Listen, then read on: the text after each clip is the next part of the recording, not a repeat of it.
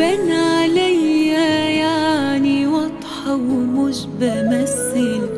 أيوة فعلا مش هكمل مهما قلت ومهما تعمل، مش هغير رأيي فيك.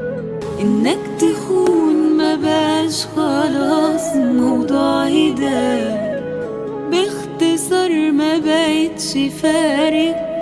انت لسه مصر تفضل من هو قلب الحقايق. ليه بتظلم واما بغضب بتحاسبني؟ روح لحالك سيبني اشوف حد يناسبني. مستفز لأقصى درجة ومش في بالك. انت ايه مستني غلطة عشان تسيبني؟ ليه بتظلم واما بغضب بتحاسبني؟ روح لحالك سيبني اشوف حد يناسبني.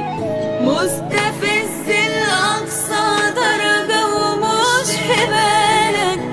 انت ايه مستني غلطة عشان تسيبني؟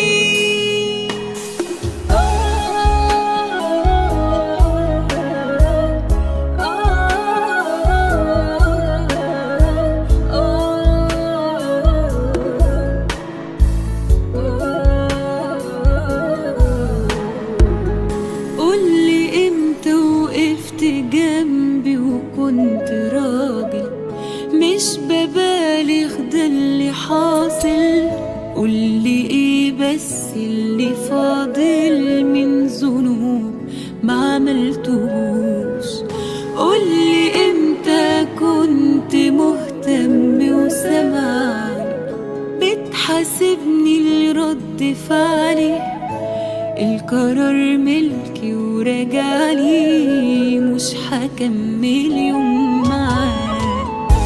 ليه بتظلم واما بغضب بتحاسبني؟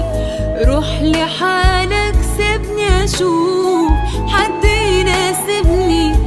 مستفز لأقصى درجة ومش في بالك. انت ايه مستني غلطة عشان تسيبني؟